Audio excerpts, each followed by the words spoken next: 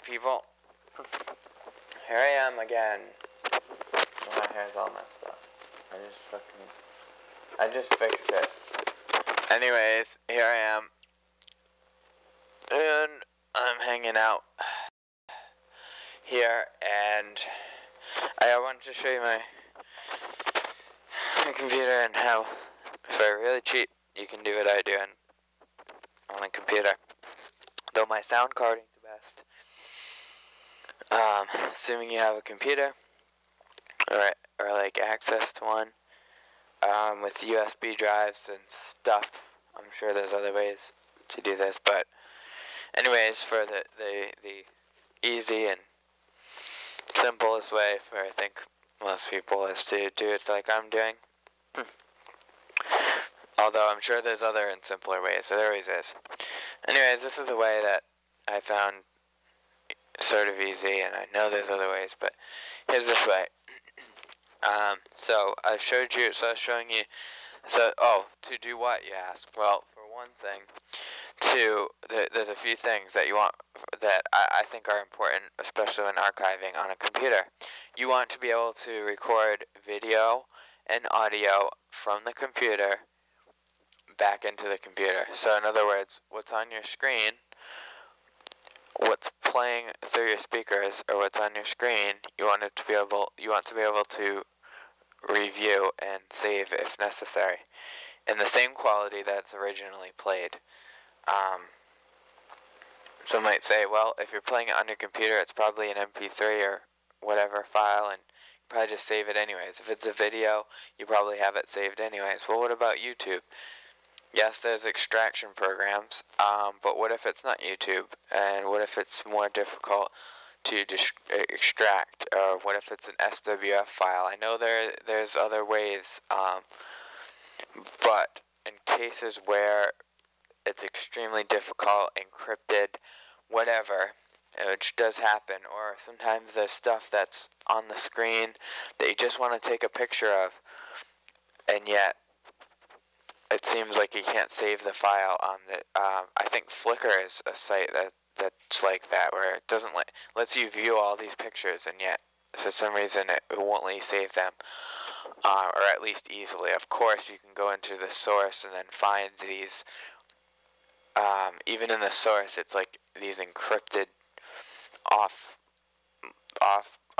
based links to these other places that are then further encrypted. And anyways, I'm not very computer savvy, but even like the best of computer people, like I don't know if Kevin Mitnick is necessarily the best or anything, but you know, even he's like, well, I don't actually know that much. You know, people are modest, and I'm not so modest, because I really don't know as much as others, but you can always compare to someone better, and something better, or somehow better, whatever. Or you could always compare it to worse. You can always seem greater, less greater, whatever. Anyways, this is just a little thing that I've done. A couple ways to get audio and stuff from your computer. Now, when I was younger, I used to think that the only way to do it was to have two computers. Or one thing I used to do is use tapes, VCR tapes, up until really recently, because I had limited access to a computer.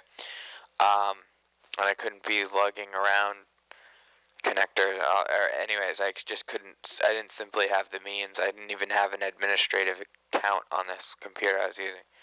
It was very, very repressive, or whatever, of what I could really do, because in the last month here, I think I've gotten, I don't want to say more done than in the past year of limited access on that computer where I was living, but I've got a lot done. Anyways, I used to use tapes. My original idea, I used to play music files from these sites that are like, well, we'll let you listen to the song, but I think Last.fm is a good example of this.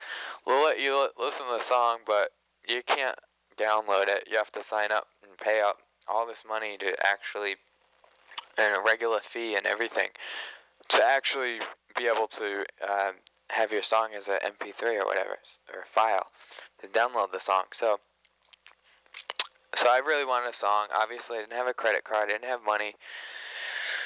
Like I think so many of us. And even if you do you really want to spend? Do you really have the extra?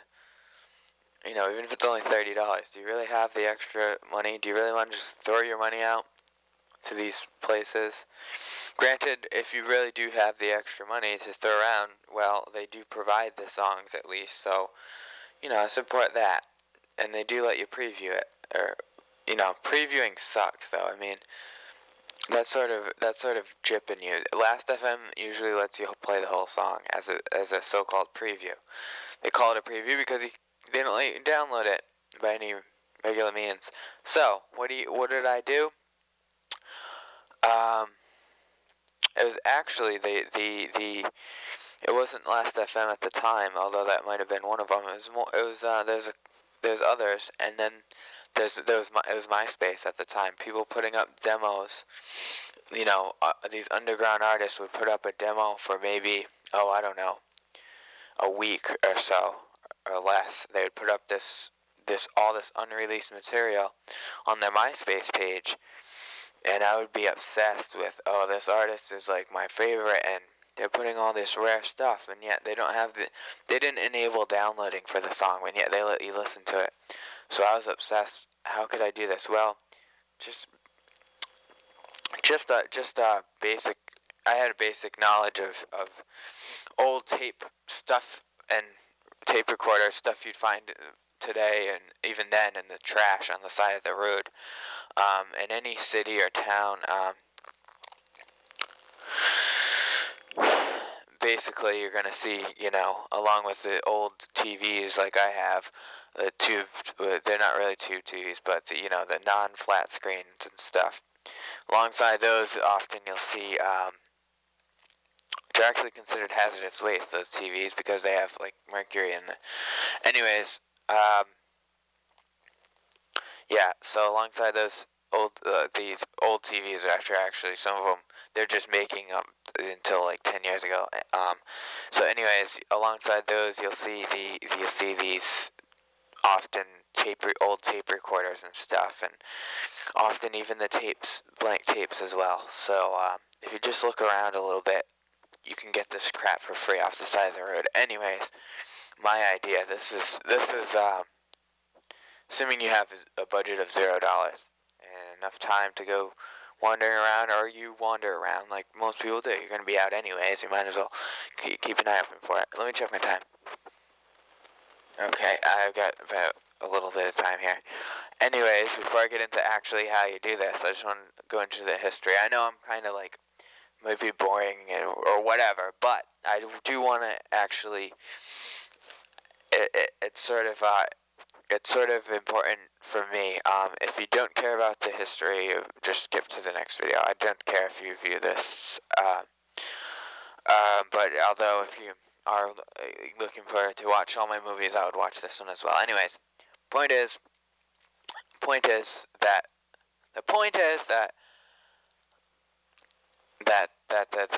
okay. So my idea was to get these super rare tracks, which I had been collecting at the time, although thousands, possibly tens of thousands, almost certainly tens of thousands, if not hundreds of thousands of tracks, and texts and videos and all kinds of stuff were lost from when I was young, from when I first got a computer, from a DOS computer, which I think I've talked about before, was a Windows 3.1. And it didn't even have Windows. Although the whole time I had it, I was obsessed with trying to get Windows on it. But I would create boot disks. I would go around in my basement where, like we were never allowed to have computers. And then my mom married this guy, and he was bringing old computers in from work, and so he had like a Windows 3.1 and then like a Windows 95. And like one of them with the older Windows, not 98, before the 3.1, I guess, if there even was one. Or there was another version like 3.11 or something. Anyways, I would like create these boot disks on floppies that I would. Then I was like learning about formatting floppies and or trying to learn. I still don't understand all that. I don't use floppy, so it's not important. Um, really,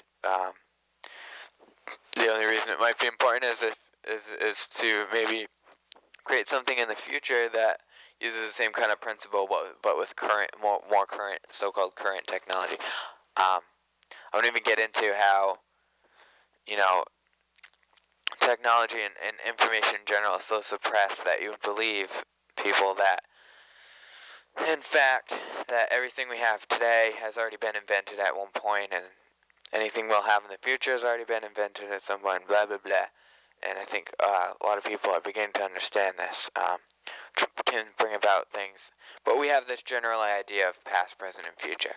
But yeah, but for everybody that actually knows what's up, they'll know that.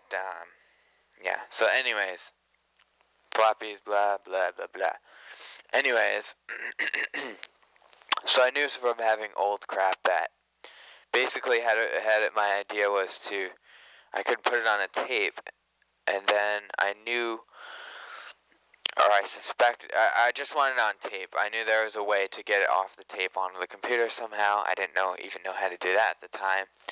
I knew about line in, sort of. I had dabbled in it with chat rooms. I used to go in, when chat rooms people actually went on them with Yahoo Chat. Before Yahoo Chat was like an only. Now they reformatted. They do this with a lot of things. The system works great, and then they hire like a team of people to make it better, and they just ruin it, and then everybody stops using it. I think MySpace is a good example. When you log onto your homepage, it doesn't go to your actual site. It goes to this editing screen, and then they try to make it like a Facebook or Twitter where it's like these constant updates. And since you can have unlimited amount of friends on MySpace, the link these feeds a feed like as in, these text updates from friends. If you had your old MySpace with 100,000 friends, it's your updates are going to be cluttered with half people you don't know and just wanted to network with and get to know, or to have them as a friend for various reasons, or just to have friends on there to one day maybe network with them. Anyways, MySpace hadn't done that, MySpace would have probably been better. But they should have just left it as it is. It's constant with these updates, and then it's like, we're deleting your old profile if you don't update, and all this stuff, or we're transferring your profile to a new one if you don't update by this date. All your stuff will be lost, or your old format will be lost, and all this stuff. That's horrible. GeoCities, I was going to say GeoCities, but they actually just totally, I know I'm getting off topic, but GeoCities just totally, I know there's archives somewhere, and I know Yahoo probably saved their GeoCities site somewhere, but, they cut off everybody access to it. Or at least some people who didn't archive, which is, I think, archiving so important. So, it's the internet, at least an archive of the internet, is available to, which is what, the internet is just a name for a bunch of web pages that can be accessed by a bunch of different people, and also people who connect to different people, like a telephone or whatever. So connecting is the main thing for the internet, but without any